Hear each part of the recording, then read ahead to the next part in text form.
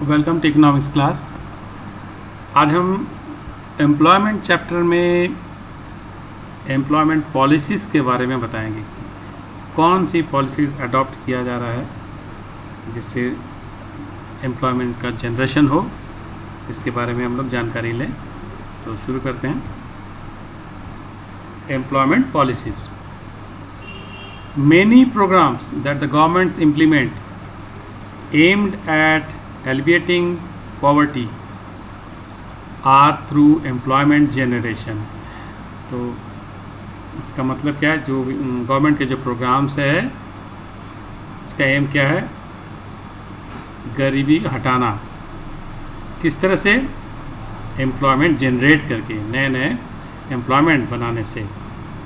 तो अगर लोगों को नौकरी मिलेगी तो गरीबी हट जाएगी, ये मेन एम है। They are also known as employment generation programmes. तो इन प्रोग्राम्स को क्या कहा जाता है? Employment generation programmes. तो इसका रीज़न क्या है, क्यों एम्प्लॉयमेंट क्रिएट किया जाता है? Problem of unemployment is essentially the problem of poverty. तो जो अनएम्प्लॉयमेंट है और गरीबी एक दूसरे से देखिए जुड़ा हुआ है। नौकरी नहीं रहेगी तो गरीबी होनी ही है। इसलिए पॉलिसी ऐसी बनाए कि लोगों को ज़्यादा से ज़्यादा नौकरी मिले। Policy and programs initiated by the government to eradicate poverty are largely focusing on providing employment. तो जो गरीबी हटाने का प्रोग्राम्स है गवर्नमेंट का, उसमें मेन इनका जो स्ट्रेटजी है, प्लान है, पॉलिसी है क्या, कि लोगों को नौकरी देना। ज़्यादा से ज़्यादा अगर एम्प्लॉयमेंट दे पाएंगे तो गरीबी हट जाएगा। तो दोनों आपस में जुड़े हुए चीज़ें हैं। और क्या पॉलिसी है? The Indian government has initiated the modernisation of informal sector enterprises and provision of social security measures to informal sector workers। तो जो इनफॉर्मल सेक्टर्स हैं उनको मॉडर्नाइज करने का उनका पॉलिसी है कि ज़्यादा से ज़्यादा वो मॉडर्नाइज हो जाए। और जो सोशल सिक्योरिटी की कमी है इनफॉर्मल सेक्टर में, बहुत सारी सुविधा की कमी होती है, उनको बढ़ाना ये पॉलिसी में है। इसमें रीजंस में आप बता सकते हैं, employment in the formal sector is not growing. तो जो फॉर्मल सेक्टर में है नौकरी उतना बढ़ नहीं रहा है। Workers and enterprises in the informal sector do not gate regular income. तो उनके साथ ये सबसे बड़ी प्रॉब्लम है इनफॉर्मल सेक्टर में कि रेगुलर इनकम नहीं होता है, नौकरी का भरोसा नहीं होता है, तो इनकम का भी भरोसा नहीं होता है। They do not have any protection और regulation from the government. Government की तरफ से कोई उनको प्रोटेक्शन नहीं मिलता है, कोई ऐसी रेगुलेशन नहीं होती है। Workers are dismissed without any compensation. उनको नौकरी से निकाल दिया जाता है, कोई कंपनसेशन नहीं मिलता है, तो नौकरी का कोई भरोसा नहीं है, तो कोई सुरक्षा नहीं है कहीं भी। Technology used in the informal sector enterprises is outdated. तो जो टेक्नोलॉजी यूज़ होता है इनफॉर्मल सेक्टर में आउटडेटेड है, मतलब पुरानी पड़ चुकी है, मॉडर्न तरीका नहीं होता है वहाँ पे। They also do not maintain any accounts.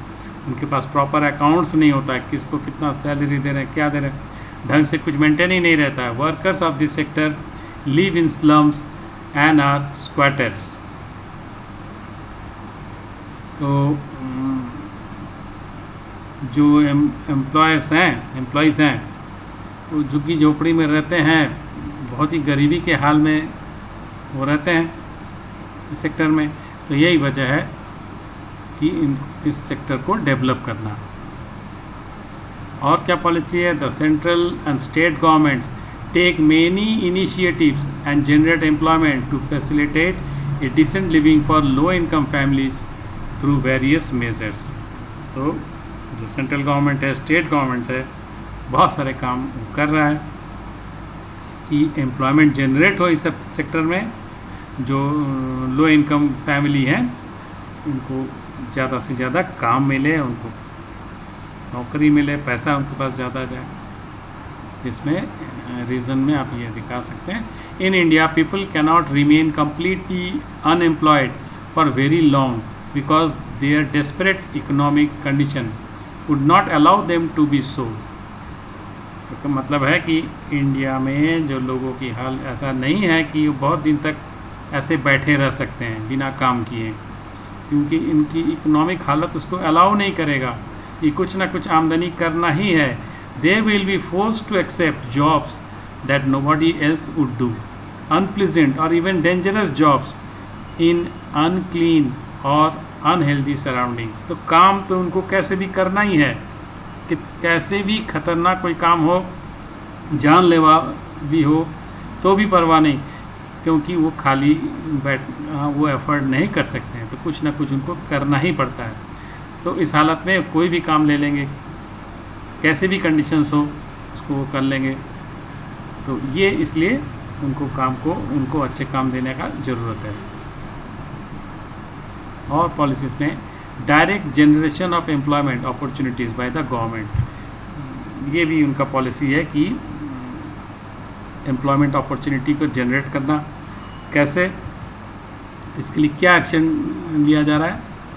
The government employs people in various departments for administrative purposes. It also runs industries, hotels and transport companies and hence provides employment directly to workers. इस तरह से government direct नौकरी भी दे रही है उनके various department से।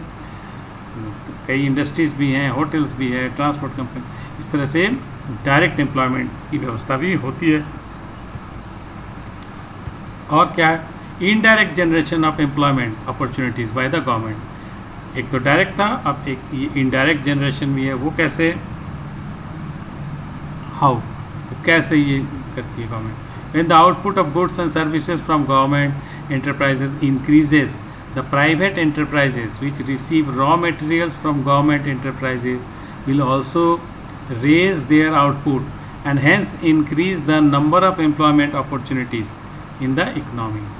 तो कहने का क्या मतलब है कि गवर्नमेंट सेक्टर में अगर गुड्स एंड सर्विस बढ़ता है तो प्राइवेट एंटरप्राइजेस जिसे रॉ मटेरियल मिलता है गवर्नमेंट से, वो लोग भी, उनको भी ज़्यादा रॉ मटेरियल मिलेगा तो वो भी अपना आउटपुट बढ़ाएंगे। तो जब आउटपुट बढ़ेगा तो एम्प्लॉयमेंट भी बढ़ेगा इकनॉमी में। तो इस तरह से इनडायरेक्टली जनरेट करती है गवर्नमेंट। एक तो जो डायरेक्ट करती है, इनडायरेक्टली भी इस तरह से एम्प्लॉयमेंट जनरेट होता है। तो इतना ही है उसमें, ऐसा समझ में आ गया होगा। Thank you.